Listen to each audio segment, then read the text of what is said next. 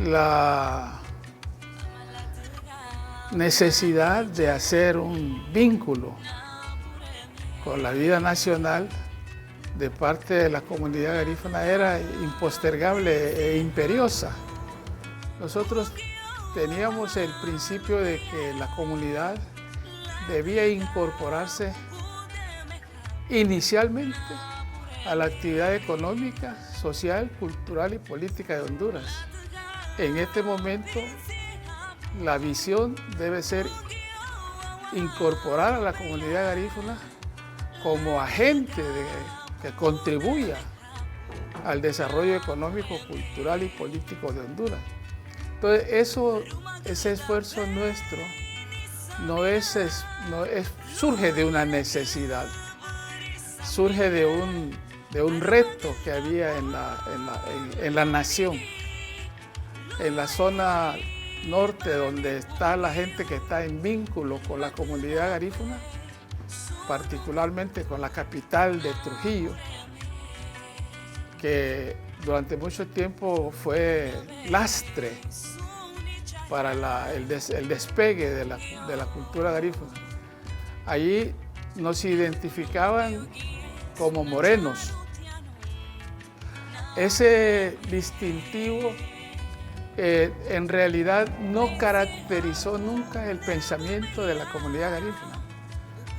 Nosotros empezamos a hablar de garífuna en Tegucigalpa desde los 50, 60, y eso permitió que poco a poco fueran surgiendo nuevas necesidades.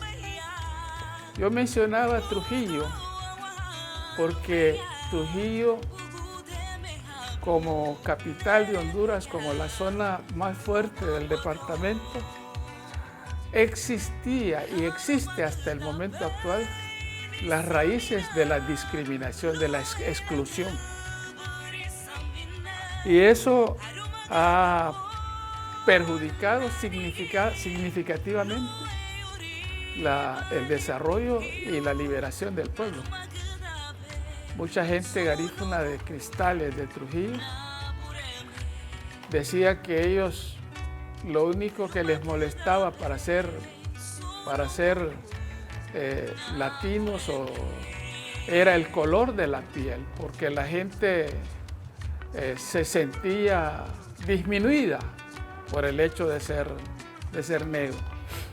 Y naturalmente en el lenguaje, la mayoría de los garífunas de la comunidad de Trujillo, hasta hace unos 50 años para acá, están retornando a comunicarse en garífuna, porque antes era un agravio hablar en garífuna, porque decían que eso los contaminaba, los hacía ver de menos. Pero ese es el problema de la influencia de la relación con otras culturas y con otras entidades.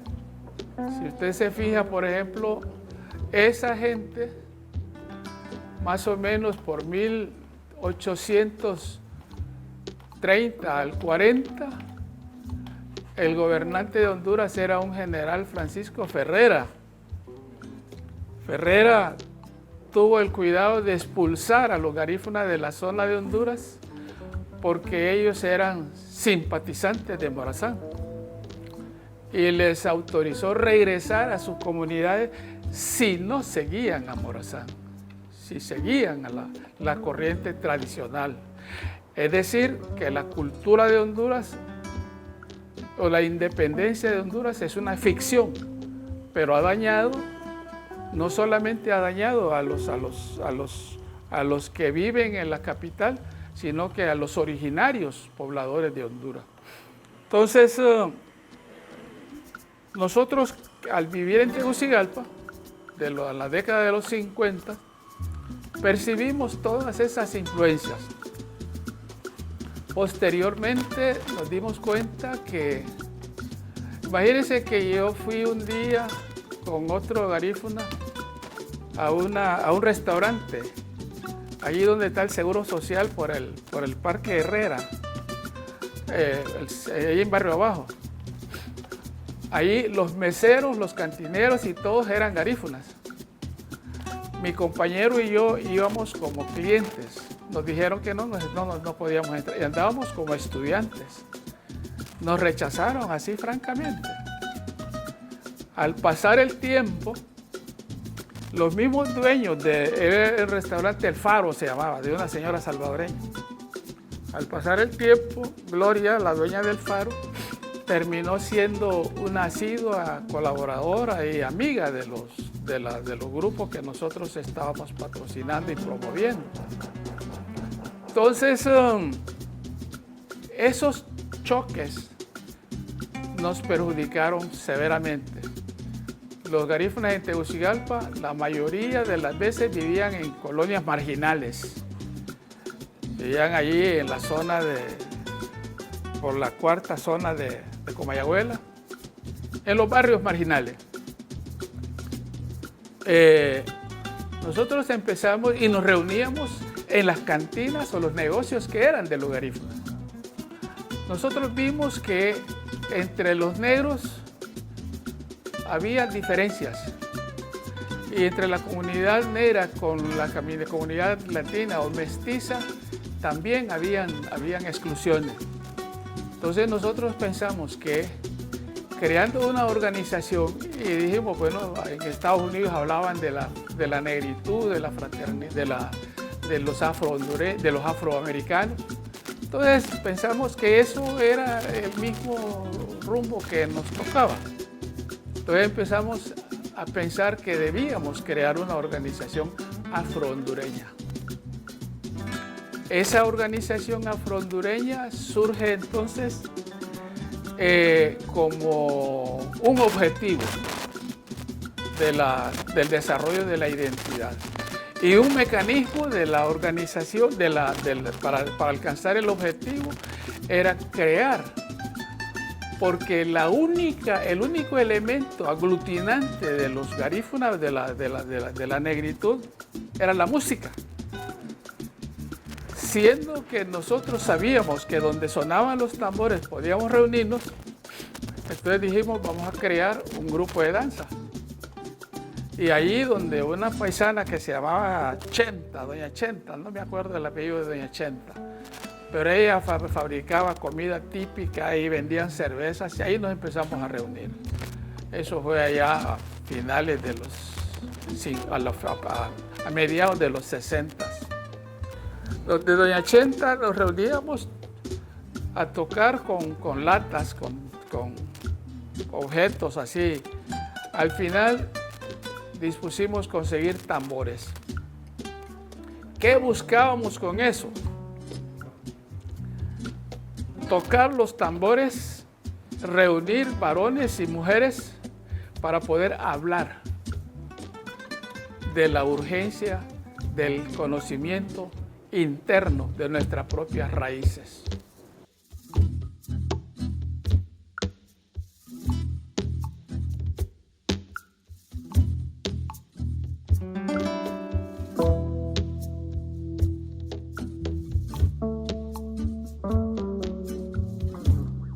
Para buscar medios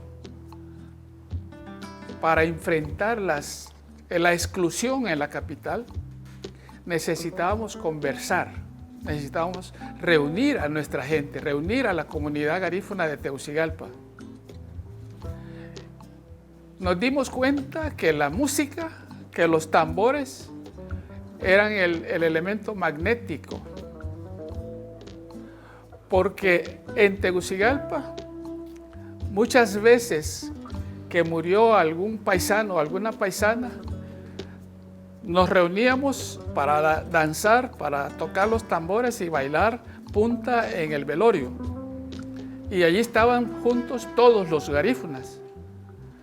Pero llamarlos para poder dar una conferencia, por ejemplo, sin una motivación específica, es muy difícil. Entonces, pensamos que creando un grupo de danza, un grupo musical, sí se lograba ese objetivo. De esa manera, entonces, empezamos reuniéndonos allí en Comayagüela, en las cantinas, y de repente ocurrió que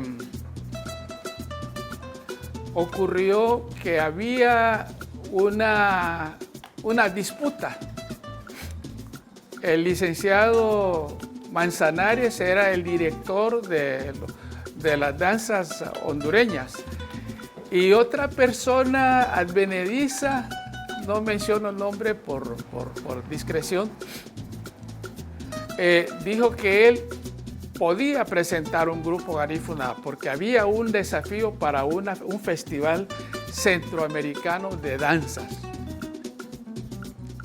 Entonces le dijimos que no podía él, ni Manzanares, ni este amigo, usurpar la titularidad de la música garífuna si nosotros estábamos ahí. Entonces nos apuntamos, la gente no creía que podíamos participar porque éramos desconocidos. Tuvimos la ocasión de tener la asesoría de Conrado y Lucio Ondina, de otras personas interesadas en el arte. Había un profesor francés que era aficionado a la música, estaba el profesor de la universidad, de matemática de la universidad. Entonces empezamos a ensayar para participar en ese festival de danza. Participamos en el festival de danza. Lucio Ondina nos sirvió de soporte, Conrado, el marido de Lucy, y otras personas que eran de mentalidad abierta. Participamos en el Teatro Manuel Bonilla y la presentación del grupo de danza garífuna, danza afro-hondureña, fue de mucha acogida, fue muy bien recibida. A raíz de eso empezamos a buscar lugares más formales para nuestra reunión y desarrollar nuestro objetivo de hablar de la identidad, hablar de la incorporación de nuestros elementos culturales a la vida nacional. En esa forma, el finado profesor Jacinto Zelaya Lozano, que era director del Instituto Guillén Zelaya, nos dio albergue, nos permitió usar una de las aulas del Guillén Zelaya para abandonar las cantinas de Comayagüela y practicar nuestras actividades en Tegucigalpa. ¿Qué buscábamos en cada reunión? Reunirnos los que pudieran asistir, pero como el tambor es magnético, la gente llega donde suena el tambor. Entonces nos reunimos 5 minutos, 10 minutos, media hora a tocar, cantar, hacer remembranza y de ahí a hablar de la necesidad de organizarnos, de la necesidad de crear una institución a través de la cual podamos vincularnos con la cultura nacional, con las necesidades de desarrollo de Honduras. Este proceso tuvo más o menos un año tal vez más, porque cuando llegó la fecha del cumpleaños de Tegucigalpa, ya nosotros estábamos incluidos en la ¿cómo se llama? En la agenda, la danza, ¿cómo se llama? Caravana o en el desfile por Tegucigalpa, en el recorrido. Y entonces empezamos a tocar los tambores, a cantar la música garífuna, a bailar en algunos espacios y la gente se incorporó a la novedad. La gente celebró la novedad. Al interior y trascendió al ministerio, a la universidad y a algunas instituciones del gobierno. De esta manera, la licenciada Leti, que era la jefe de extensión universitaria, ya pudimos tener contacto con doña Leti. Y el contacto con doña Leti nos dio la oportunidad de salir del aula del Guillén Zelaya para tener un cubículo donde estaba la Facultad de Derecho en el Paraninfo de la universidad, donde está el Congreso actualmente. Ese desfile, esa danza del aniversario de Tegucigalpa trascendió a la comunidad. Y al interior del grupo también, porque ya se acercó más personas, ya tenemos una orientación de cómo ejecutar las danzas. Porque al interior de la etnia, cuando nosotros estamos bailando, bailamos con el tambor, no para el público. Y el amigo francés, Balot, se llamaba el profesor, un tipo brillante. Balot nos decía, no es al tambor que ustedes deben de bailar, no le pueden poner la espalda al público. Es al público que deben de bailar. Pero la música garífuna es el tambor y el bailarín van coordinados, van indicándose cómo llevar los pasos y las cuestiones. Ya hoy las cosas son diferentes. Al interior del grupo sí hubo cambios, porque ya yo tuve oportunidad de viajar a Limón y unos paisanos de Limón me dijeron que querían presentar sus grupos artísticos en Tegucigalpa. Ya había mayor afluencia. Nosotros ya al interior del grupo teníamos Radio Católica, nos dio un espacio para que transmitiéramos programas en garífuna en la madrugada a la comunidad misquita y a la comunidad garífuna de Honduras. Germán Alan Payet estuvo cerca con nosotros y fue un gran baluarte porque Germán no adolecía de esas actitudes discriminatorias y entonces él estuvo, claro, como piedra de tropiezo, él chocaba con nosotros, pero eso sirvió para que fuéramos aclarando algunas visiones que teníamos. Al interior del grupo había problemas. Muchos de nuestros compañeros nunca entendieron el verdadero objetivo que buscábamos, que era un objetivo de trascender culturalmente en el país. Muchos de estos hombres pensaban que era una oportunidad de tener una actividad mercantil. Y así empezamos a encontrar ciertas dificultades porque alguna gente nos invitaba a celebrar eventos en restaurantes y lugares y aquellos se sentían complacidos porque había cervezas y había dinero.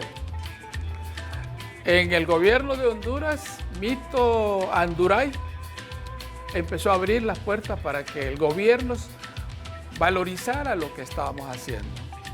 Leti de Oyuela fue el primer baluarte que tuvimos a nivel del estado de los centros culturales superiores. Pero el despegue se lo tuvimos que agradecer y tenemos que agradecérselo siempre a Jacinto Zelaya Lozano, que era el director del Guillén Zelaya. La primera caja de refresco que nos regalaron en el día del aniversario de Tegucigalpa fue una señora, doña María se llamaba, era la dueña o la pulpera. Se había una pulpería frente al Guillén que se llamaba El Rábano. Esos detalles son insignificantes, pero tienen que ver, son ingredientes de un hecho histórico como este y también evidencia de las cosas que estamos hablando. Después de todo eso, el grupo ya existe.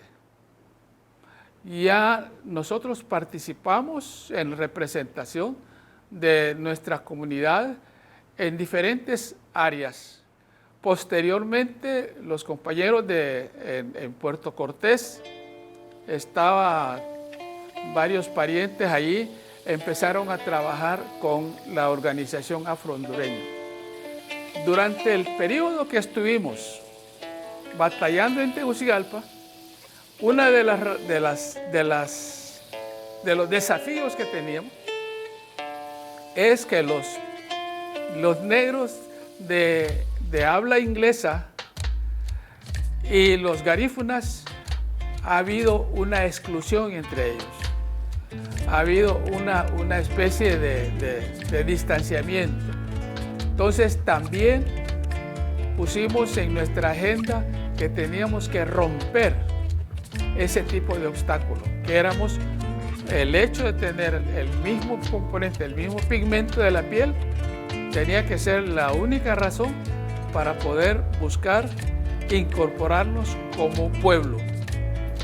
De esa manera, entonces, en Honduras se habla de los pueblos garífunas, de los pueblos. Nosotros somos comunidad, somos un pueblo, con una cultura, con una identidad y con un idioma.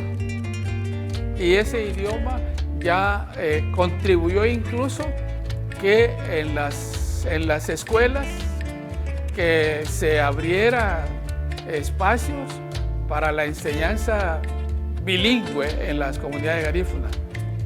En las iglesias de las comunidades garífunas ya era permitido cantar en garífuna y ya aparecieron traducciones de la Biblia al idioma garífuna.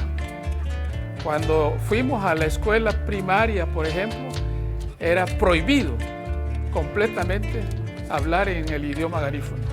Ha habido algunos cambios, pero como vivimos en un país, en un sistema neoliberal, como vivimos en un sistema económico, político, entonces cada vez esas situaciones van interfiriendo el logro de los objetivos.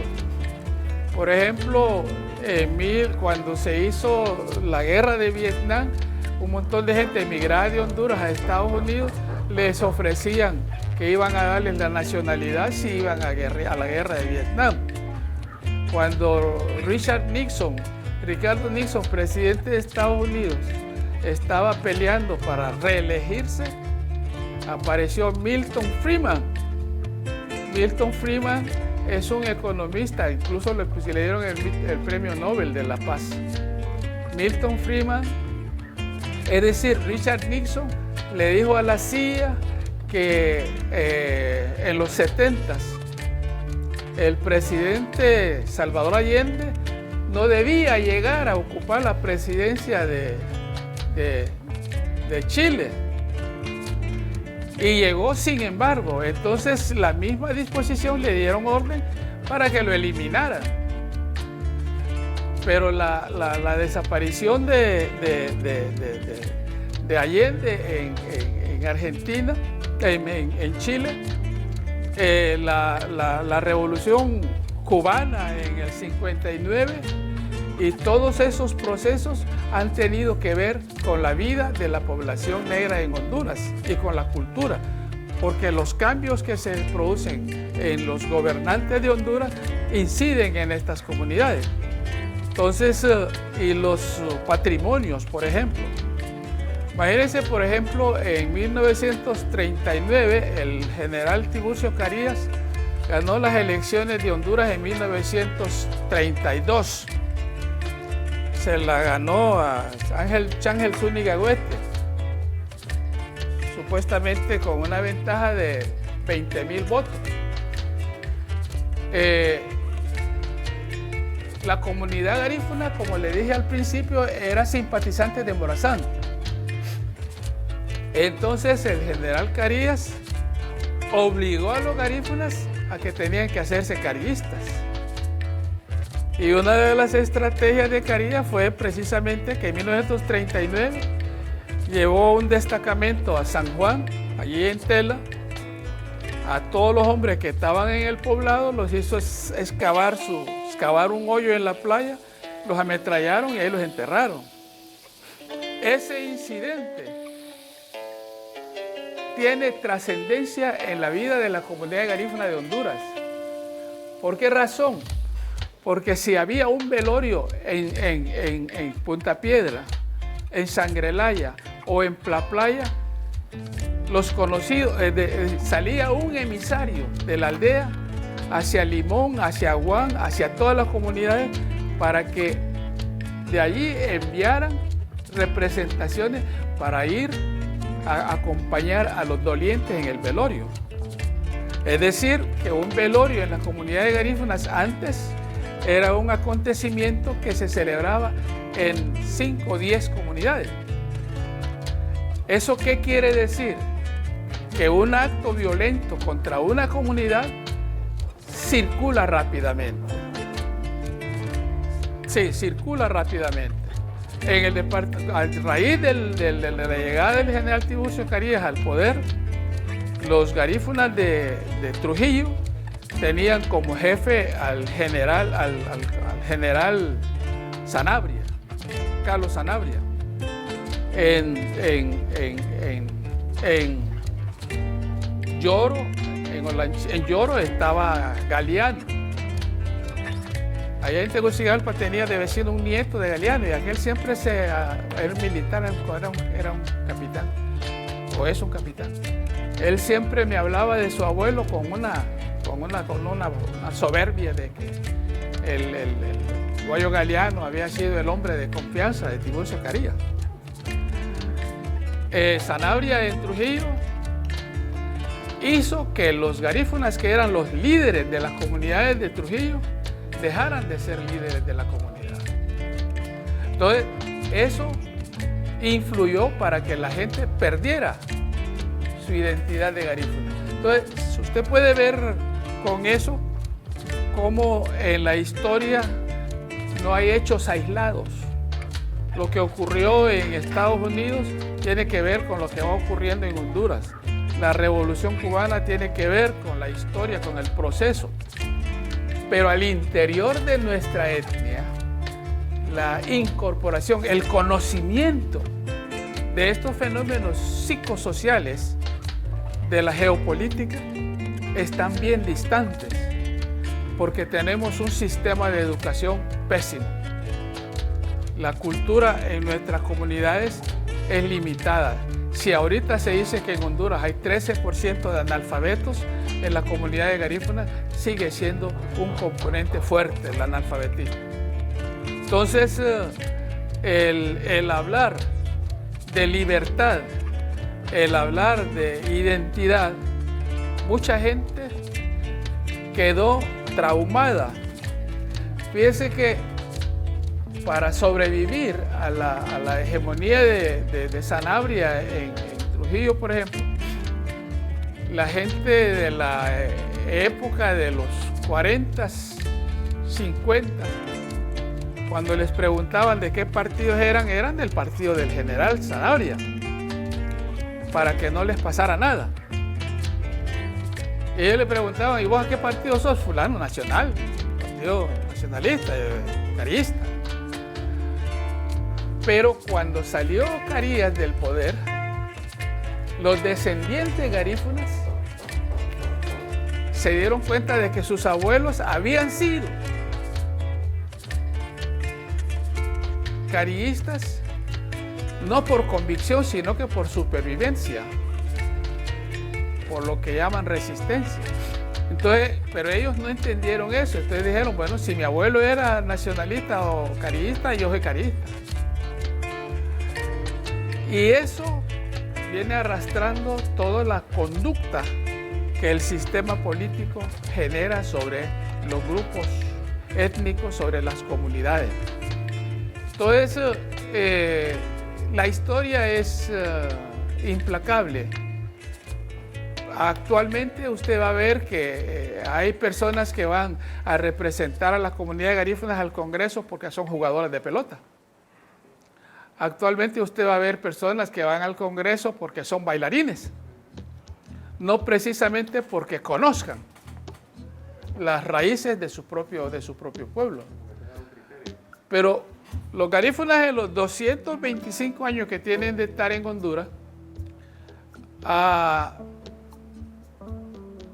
han logrado sobrevivir, pero su aporte ha sido muy limitado, porque no ha habido ese componente de inclusión, no ha habido ese componente de valoración de la cultura. Sin embargo, pues las nuevas generaciones están tratando de aprender el idioma,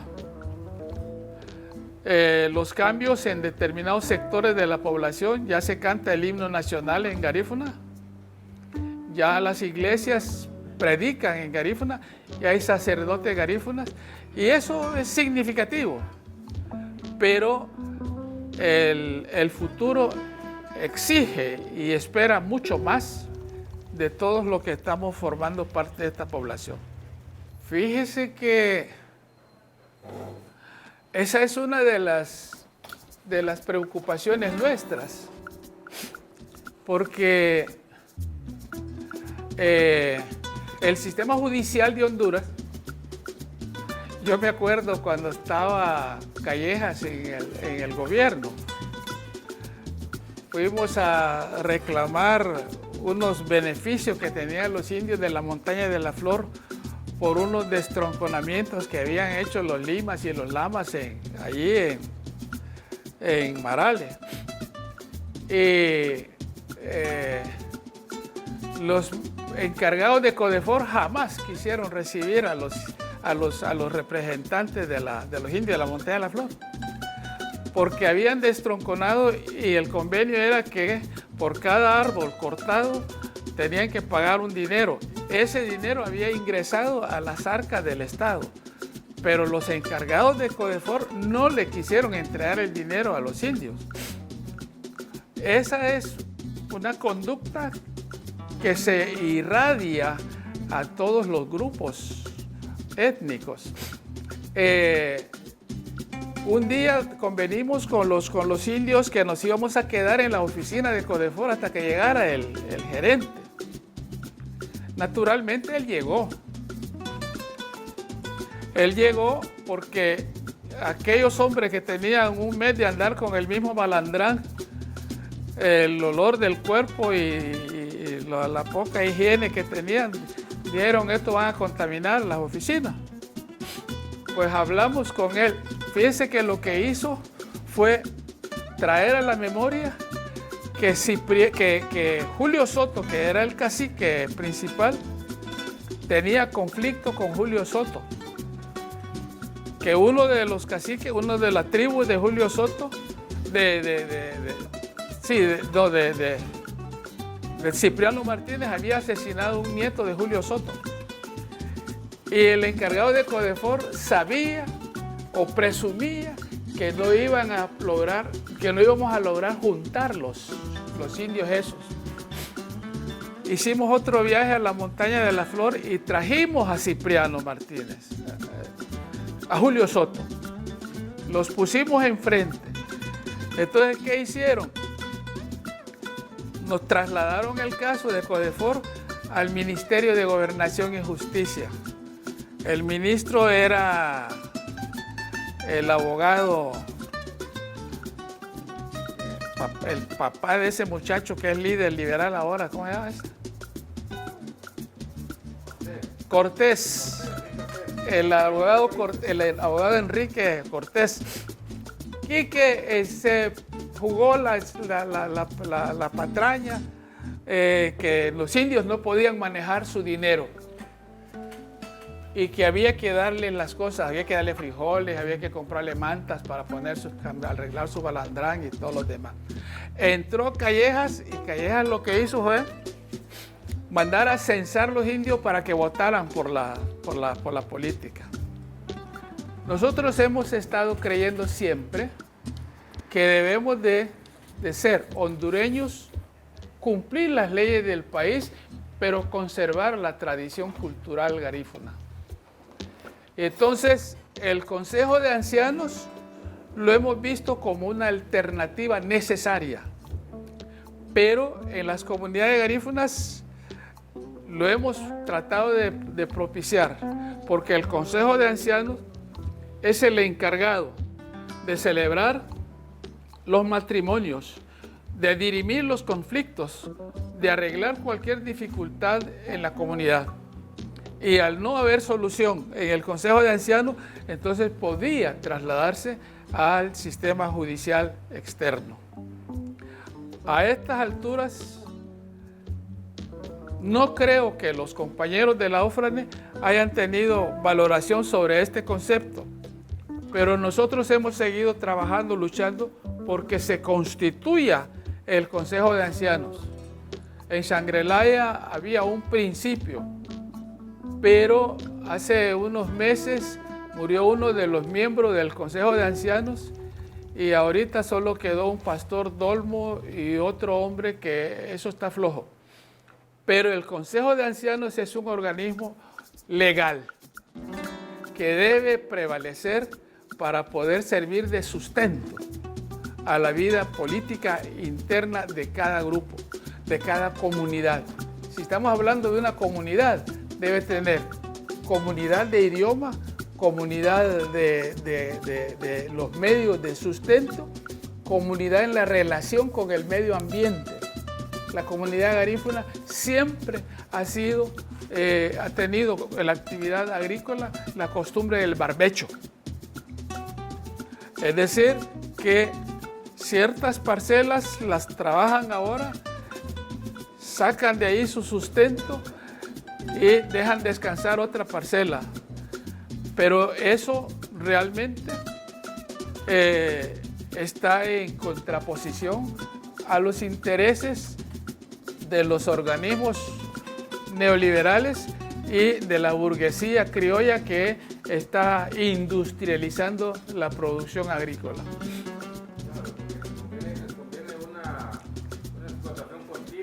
La explotación continua en gran escala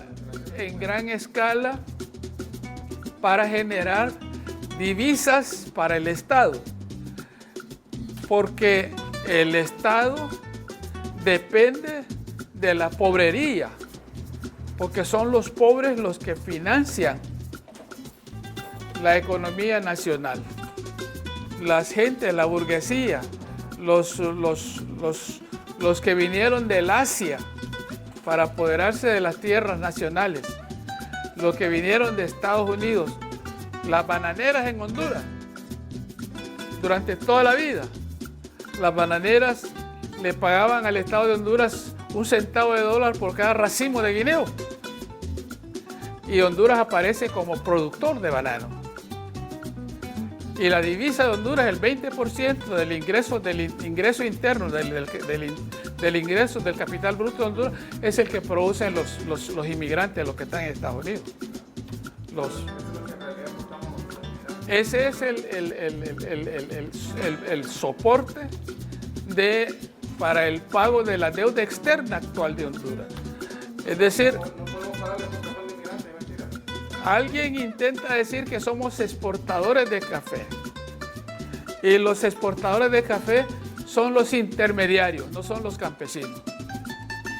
Entonces, ¿a quién beneficia la producción de café? A la burguesía, a los que comercializan el café. Los hombres que trabajan en el campo, lo que les toca es poner el lomo y conseguir para comer el sustento diario.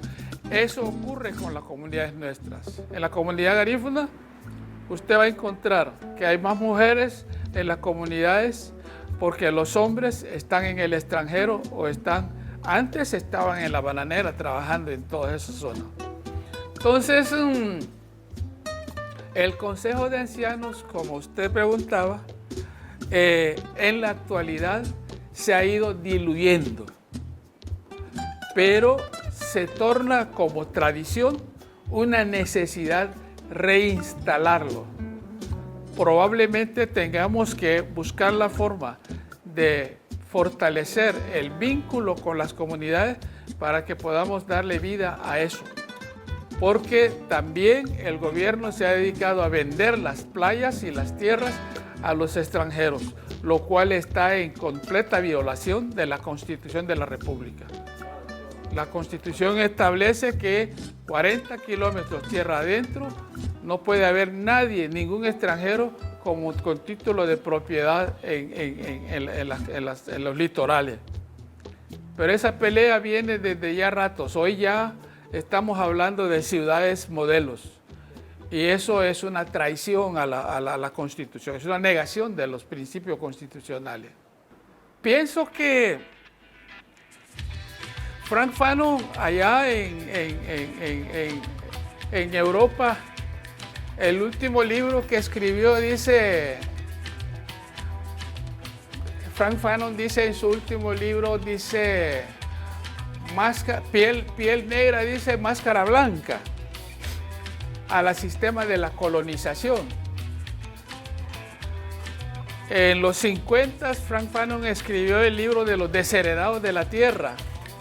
En los desheredados de la tierra, Frank Fanon, el mensaje que él dice es que los últimos serán los primeros.